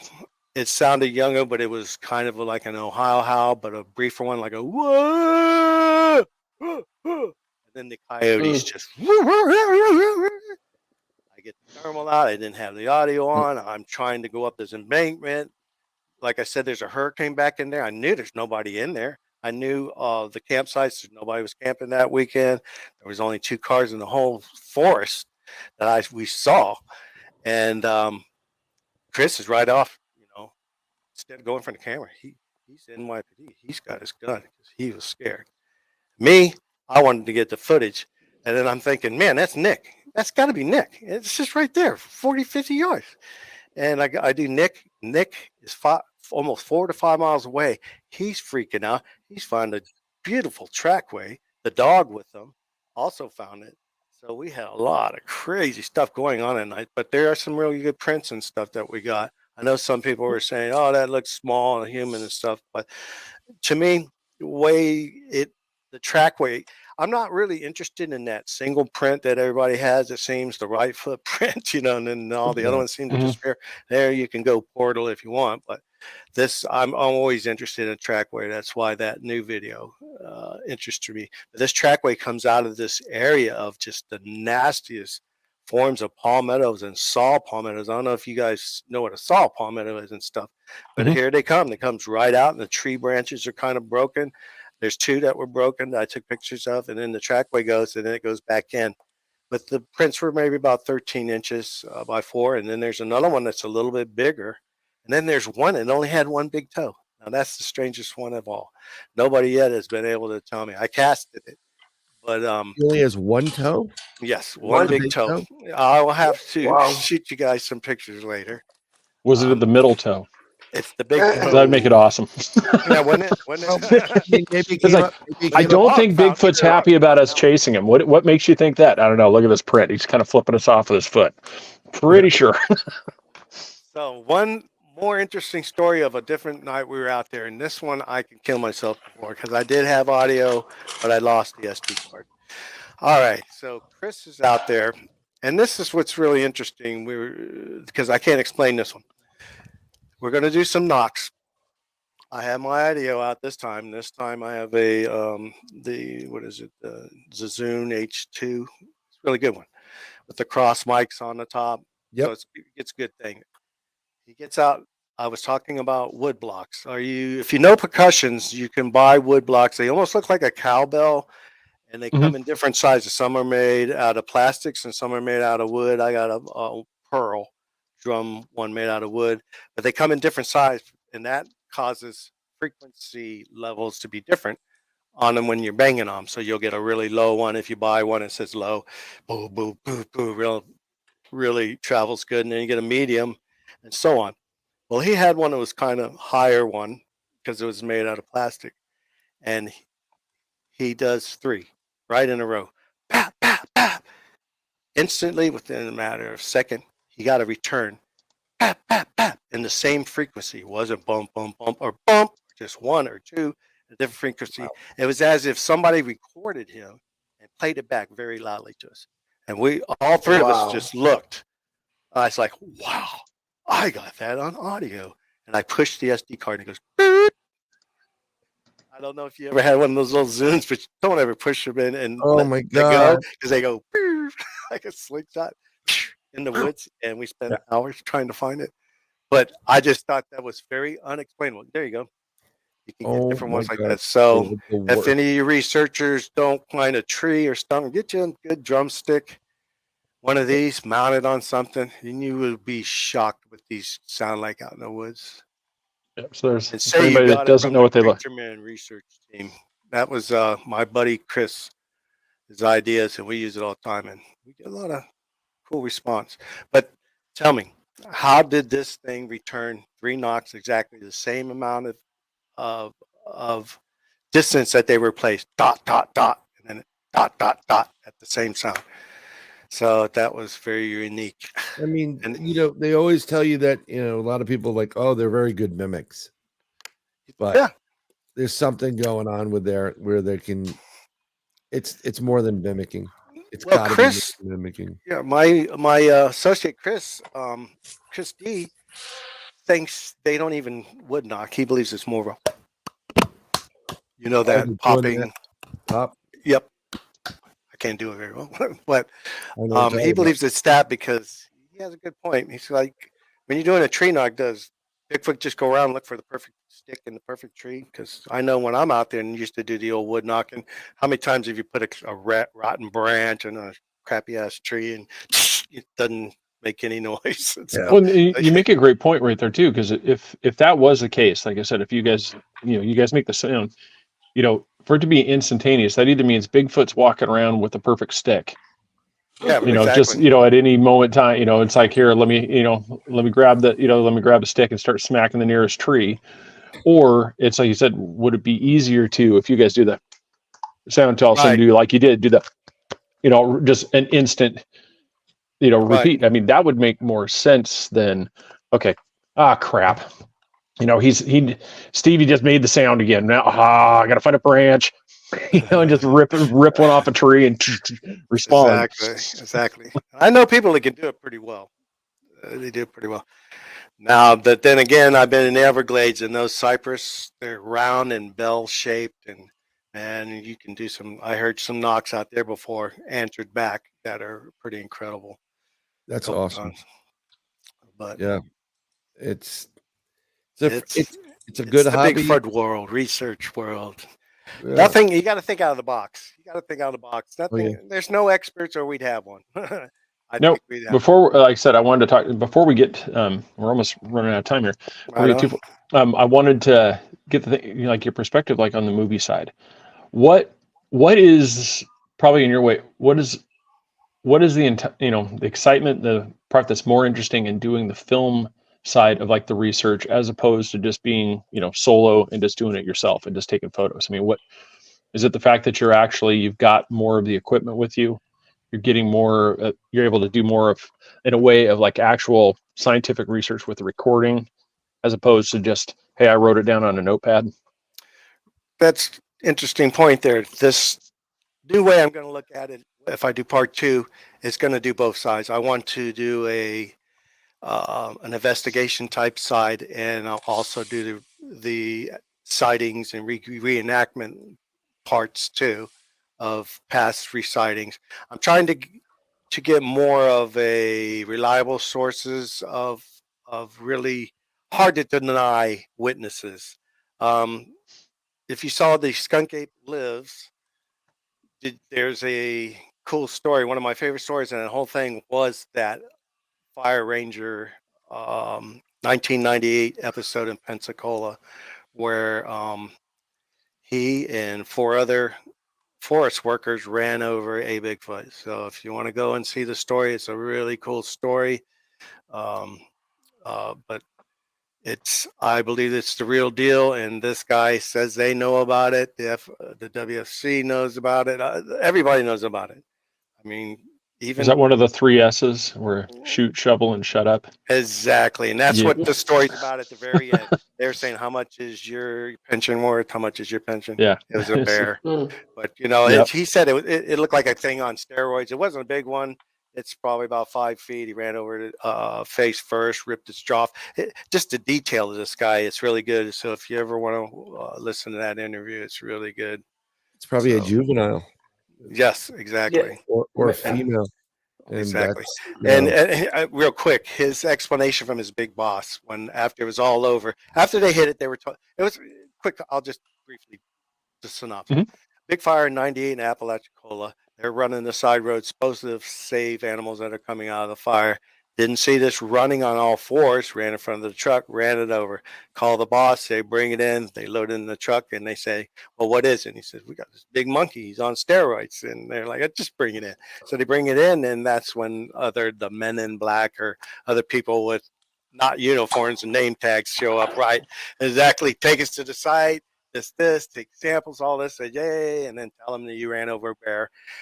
After all said, leave and everything. And his boss said, hey, you know, they know about this. They know about this. He said that a lot of this is his side of the story. He said that a lot of the wildlife and game rangers and all of that don't want to make a scene out of it to where it becomes the spotted owl, or people invade all these parks to see it, hunt it, and all that stuff. And then there's religious overtones too. Is it a man? Should it have rights? You know, so they just don't get involved. That's what his explanation of that was. And then of course, you have the old books from the Pacific Northwest in the 50s that told the training people, the soldiers, that look out for this kind of animal, and Sasquatch is in it. I mean, that was the old field guide books. And that's a known fact. Kind of, it was funny that you just said that, because Katie just asked that question. Why do you think the powers that be try to hide the existence of these creatures? You got the political and religious aspects, as we just covered. If you think the spotted owl shut down the lumber industry, can you imagine a bipedal with kids? Oh man. So yeah. But if you see one in person, you better play Ray Charles and tell somebody, I don't know what I saw. I can't tell you, because where I grew up, I can't tell you how many bumper stickers I saw. I love my spotted owl deep fried. Oh yeah, and I believe into my government 100% and everything they tell me. Oh yeah, I where I lived, I lived right outside of Bend, Oregon. So I was, we're talking about 3.5 hours away from where Patty was filmed. So yeah, I said I was right, so I was right there and all around Crater Lake, all that stuff. So there was, always you'd get the reports of seeing something out there, and so that was, yeah, We'll find out about the Patty thing. I think a lot of I'm still on the fence with that one. I think after Mr. Gimlin passes away, nice guy, but I think some real truths will come out. There's people handling him that aren't the nicest people on the planet. Exactly. And are hoaxers. You know where we're going with that. Yeah. All right, Derek's got some jokes here, man. That's all. Let's hear some jokes. I can use. No, he's like, how does Bigfoot get his exercise in? He does Sasquatch. But I got the drum set over here. But yeah.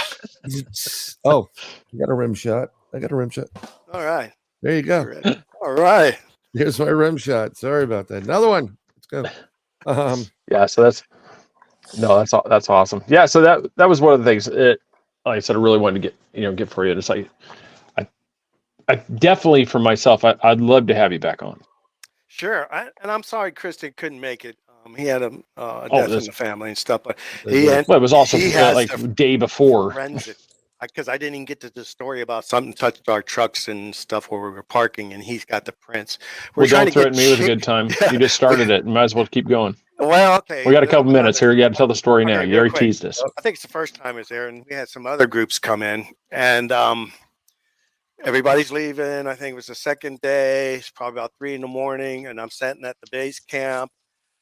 My wife went to the tent. Nick went to the tent. They're all crashing out, and I'm like, hey, I got my thermal. I'm sitting by the fire, and Chris is leaving. And there's the primitive site that we get. It's got its own little teeny parking lot and a gate that you lock. He leaves. He's going to go into town, and he shuts the gate and everything. And I hear him leaving, see the lights, and I'm nodding, just nodding. And I'm kind of waking up. And before I know, I hear, and I hear crashing. And I'm, God damn it, he fucking hit the gate. Oh, sorry about that. I'm looking at the thermal, and I'm like, no, you're good. There's no car. There's no nothing. I didn't think about looking over in the parking where our cars were. Nothing about it. Fall asleep, wake up in the morning by the campfire. We're packing up and everything, and we're leaving, and my wife's in front of me, and we travel. We do a lot of dash cam stuff because I think you'll probably your greatest chance to see Bigfoot's probably crossing the road in the herbal area. Yep. So we keep a lot of that, and we're on these dirt roads. So everything was covered in dust, and I'm looking at my wife's back window, and I see all these fingerprints in this doodling mark. So with that said, I'm calling everybody, do not turn on your windshield wipers. Because one of my pet peeves too also is when we're out there, don't touch your windows. Don't touch, try to touch a little bit, just your handles when you're opening indoors, especially if you got a lot of dust. And damn, it just hit me. It's like, wow, telling everybody, do not wash your stuff. Look at your stuff when you get home. So with that said, Nick pulls right over and goes, oh God, something looks like it tripped over my bike rack. Because he had a bike rack that was laying out, and me and Chris even said, man, somebody's going to break their neck on it. I never touched it, pick it up, everything. So with that, I look at the side of the car when we get home, which was near his bike rack, and there's these giant prints about the size of about 50-cent pieces. 3 here, 2 here, 3. So Chris has got them. He's the forensic guy. He lifted the prints, and he sent them to Chiclet. I don't know if you guys know who Chiclet is, but he's worked he's ex-officer that did fingerprints for years and years and years and actually knows primate fingerprints now. So hopefully he'll get involved. But we'll have Chris on next time, and he can tell you all this great forensic work he's doing. Oh, I would love it. That's what I said. It was, condolences to the death of the family too. Yes. That's what, because when we mentioned to you mentioned it, I'm like, hell yeah, because that's one of the biggest things I've in the paranormal things. I'm like, that is something that if anybody can get a member or something like that in the team, that to me seems like such a critical thing. Yes. Because the information, because if you look back now, it's like, I'm not sure if you guys do this, but after watching all the true crime things, if you ever watch some show from the 80s, you're like, what in the hell are you guys doing? You're contaminating the scene. Don't touch that. What are you doing? Don't touch that. Don't touch. You're like, because you're so used to the technology we have now to get all this forensic evidence. And so now, like the research, back in the 60s, 70s, you didn't know to look for some of this stuff. And now, just like you said, now we have the ability to where you're lifting prints, you're doing stuff like that, to where it's just like you said, whatever you do, don't touch it. Leave it alone. Don't mess with it. Don't breathe hard on it, because it could have a hair. It could have something in there that we could lift, and be able to actually have something. Exactly. Just like we said, prove that murder without a body. It's been done before. Because that's, it's like a broken record. It's like somebody has a story, I'm going to believe you. But it's one of those things, at a certain point, if you keep having these stories, the onus is on you now to provide me with more evidence than I saw it. Right. Because you're one of those things. It's like, I can't take Stevie, who is a professional out there, who has the occasional sighting and the person that sees it every single time they step out their back door. I go, there's something that's not coinciding here. It's like, how do these I mean, I've got Kim Gearhart, Kenny, the cryptologist. I've got all these people's books and stuff. They're not seeing hundreds of these cryptids every single month. But yet I see people on Facebook that see them by the dozens every week. And I'm like, there's something not right. Yeah. And something isn't right. Exactly. Yeah. I wish more people would embrace the scientific side to where it's like, if you see it, then the onus is on you. Go back, get the evidence. If you say you saw something in the tree, guess what? There's a good chance that there might be hair. There might be a footprint. There might be something. Go back. And usually the red flag for me is when they say, I'm too scared. And I'm like, the hoax meter just went off the peg. I mean, if you're gonna have evidence that there's a Bigfoot, have evidence. Or you could do what I just did the other day, and I posted it, and Stevie was like, I just shared it to you, Craig. I said 2 Bigfoot frolicking in the forest, great deal of evidence. And Stevie's like, you've got the red circles around them. Got the red circles. Yeah. And I'm like, people post stuff like this, and you're like, oh my God. Yeah, if I see another bent tree, I'm gonna stop eating pretzels for the rest of my life. Yeah, seriously. So it's all crazy. A real quick one for Chris. Chris, go to Bob Gimlin and that Bob Gimlin, the young one, and he does a really, really cool thing on game cams and primates. He actually shows what each one does, like a gorilla or a chimp, when they put game cams out there, what they do, and it's really cool. It's really cool what he does with that. So yeah, chimps and primates, chimps love them. Gorillas, they just kind of don't care. Everyone reacts a little bit different. I don't know if you guys have seen this. I actually, these ones crack me up. I'm not sure if you've ever seen this guy. The picture's going to be a little small, but you see him right here. He's got the red circle. Yeah. So yeah. So there's a red circle. So everybody's like, you're sitting here looking at it. You're trying to figure out what he's showing. Here, then I'll bring up the next one here. And this is what, and I think it's absolute brilliance. It's in his backpack. He's walking around with a red circle. So when he's taking photos, all you see is this red circle. Oh, that's great. Yeah, it's just like I said, it's some people that they embrace it's brilliant. But yeah, that's one of those that was I always occasionally have my soapbox thing, but that's for me. It's just, and that's what I really liked about having you on, is because I like the kind of the like mind where the scientific side must be embraced along this thing. It can't just be the sensational one, because what it does is the more we embrace that, for me, the cheaper the stories that you and Brian are telling become. Because if we're going to accept the person that sees the family of Bigfoot every single day they walk out in their yard as concrete proof, like that picture Brian showed, that this is concrete proof of the more we accept that, it makes the actual stories that other people come forward just as cheap as that. Because how do you differentiate the two? Right. Because I said I think people are like, oh, I don't want to break their spirit. I don't want to be mean. And I'm like, it's not about that. If we don't do it, we basically created the paranormal version of American Idol. Exactly. I wanted to answer Katie Turner. She said she's surprised more if a Bigfoot had not been seen by people using dash cam. Actually, that's probably one of my number one tools. I don't leave home without it. I think the great Derek Randalls of the Olympic Project said 90% chance of seeing one is going to be driving down a road, some rural road in the Pacific Northwest, and it's going to just jump right out in front of you and go into another part of the forest. So yeah, dash cams are cheap. Go get you one. Has anybody created a rig for like the top of the car to where it's like a 360? Actually, I do have one with my Healy, and I can do that with my Healy. Because I was just thinking, I'm almost like picturing Ecto 1, like Ghostbusters. You're rolling through the woods, and you've got cameras just all around to where. You're going to see it. It's so inexpensive, and the motorcycle ones that do the front and the back, you could buy a series of them, make 360.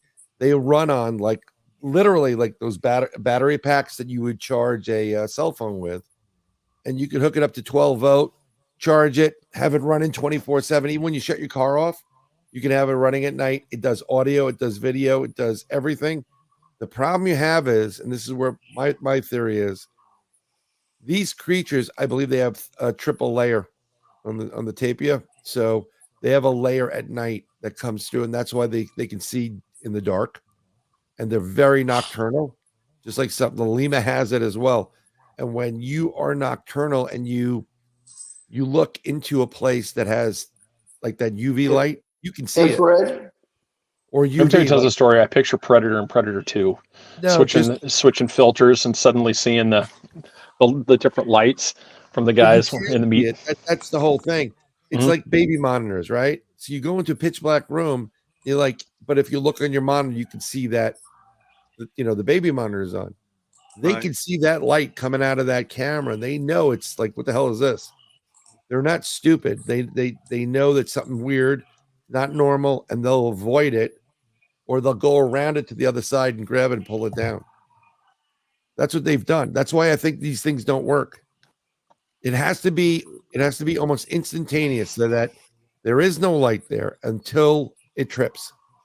That's why Les puts those DNA traps all the way completely around. So if it does come behind it, it's going to step on one of them, and it's going to, pierce its skin somehow. And then you're going to have a pissed off big. You're going to have a pissed off big.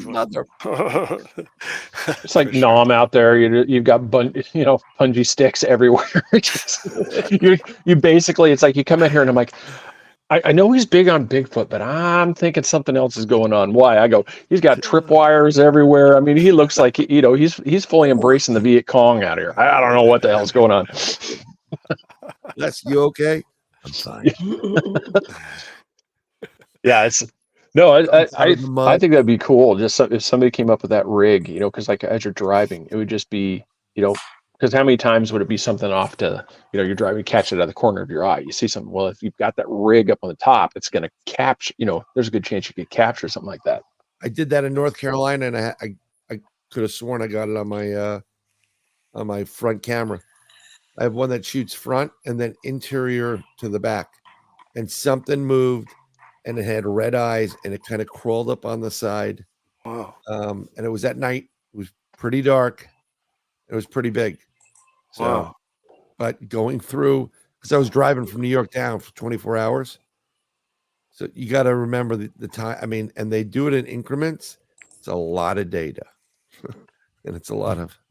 Well, Ron, you got to do your driving out in the woods, because I'm pretty sure there's not going to be too many Bigfoot walking in the middle of town going to Subway, the post office. So, you go to Subway, post office, almost run over some bicyclists. I know that's why I said I watch it just to see, occasionally things happen. But yeah, that one that Katie said, or they had it about 12 feet high, and that's the kind of stuff. Just like what Stacy, that's Stacy. Listen to me, Stevie, and I know. I apologize. I love it. And Brian, what they said is just, it's kind of like the same thing. It's like having this footage is really cool, and that's one of those. As we see these pictures, then you can just start.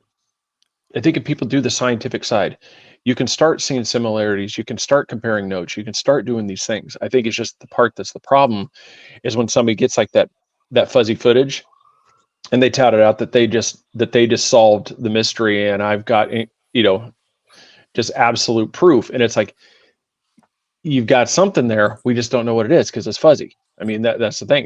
But it's cool, but it's a piece. It's not the whole thing. I mean, in her case, Katie's case, with it being 12 feet high, significant. Mm-hmm. Well, that's what I mean. That's what I said. It's like in front, like something's going to stop it.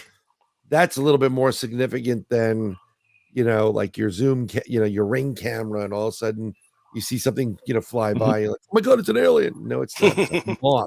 Moth. It's a spider. Mothman. Yeah, it's a Mothman. That's more significant and very interesting to see. We had a case where there was actually it was dogmen, and I didn't want to believe in that crap to begin with, but they're real. And they went to this person's house, and she lived on the porch, the front porch of her house. She had a fishing store in the back, and she converted the porch so that's where she was living. And 3:00 in the morning, ringing the bell by the store, ringing the front door, ringing the bell in the back and the front door. It couldn't, it was playing around. When we got out there, as you get to the porch on the front door, she said there's a print, but it wasn't like this. It was inverted upside down. And I said, you know how you got that print? She's like, no. I said, he was on your roof.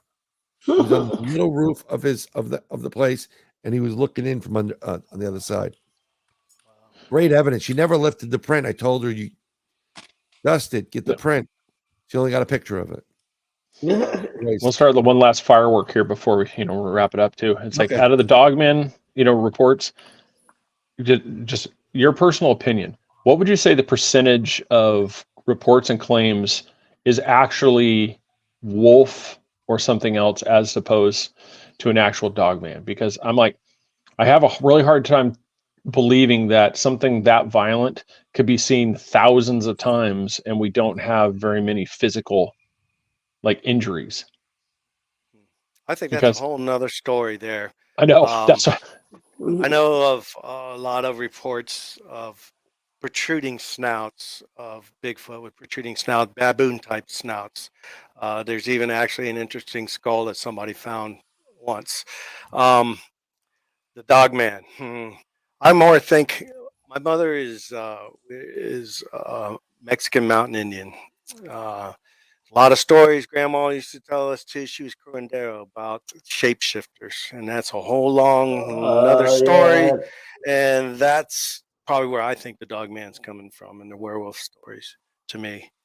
And it's not, and it's not going to be usually a good ending if you really see a dog man. I don't think so. If it happens to be a skinwalker.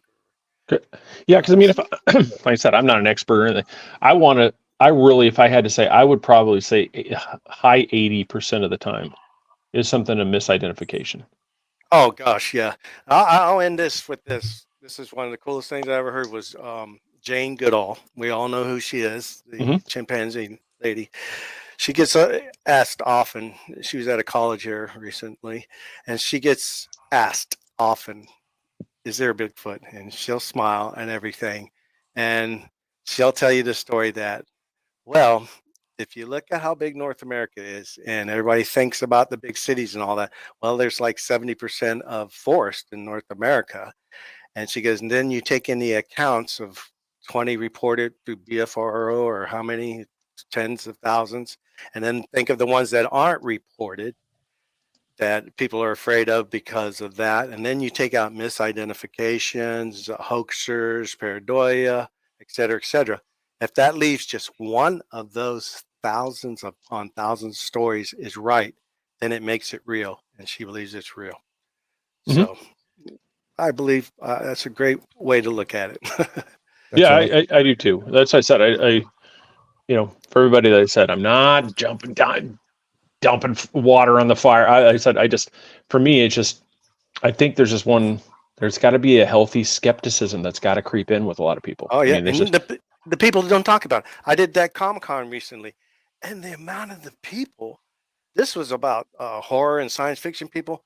We sold out that presentation because people wanted to hear about Bigfoot, and we were stopped by people that just told us story after story. I talked to a lawyer, I talked to a fireman, and all these people were telling me these stories, and they just look at you, and every one of us can see into a man's eye and probably tell more about him, in 10 seconds than he can about himself. And a lot of these are believing what they're telling me, and stuff. Yeah.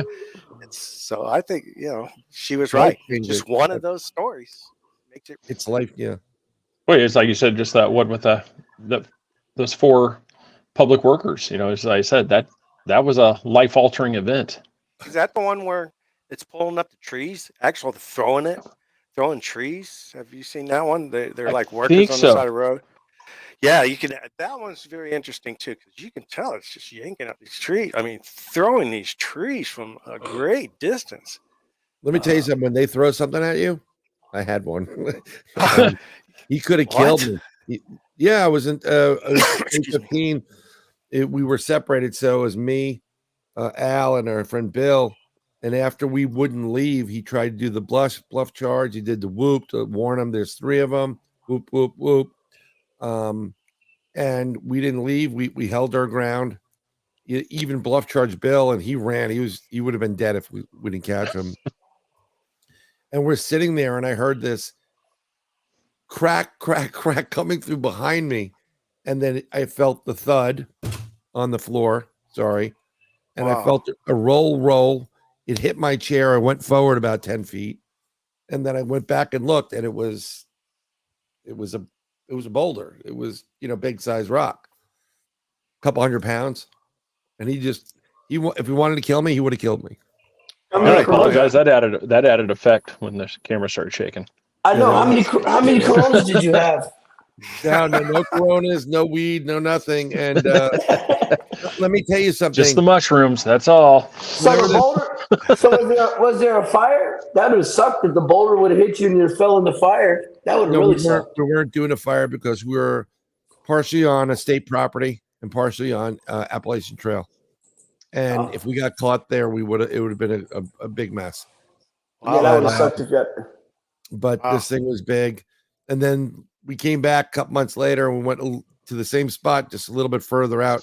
And that's where we found a den in the middle of the swamp. That's awesome, kid. And there were things in the den. This thing, if they want to kill you, if they're throwing stuff at you, they're telling you, get the hell out. Oh yeah. And I had a boulder thrown at me too. Yeah. So if you're in the Apalachicola area, I had a boulder thrown at me at the Trea Forest where the senior took the thermal, and me and my wife had climbed all the way down the slopes down Upper Florida. When you get up near the borderline of Georgia and all that, near the Trea and stuff, you can go 150 feet this way up straight and stuff. So we worked our way all the way down to the bank of the Apalachicola River, and it's pretty wide. We're sitting there, and there was known track stairs and stuff, and my wife just was singing and doing some whistling, and we're eating a sandwich, and out of the blue comes a boulder about the size, probably about a little bit bigger than a basketball. It was so far high up and looped, it went halfway across to the Apalachicola River to where I had to check my underwear because I couldn't imagine anything throwing something that high and that far.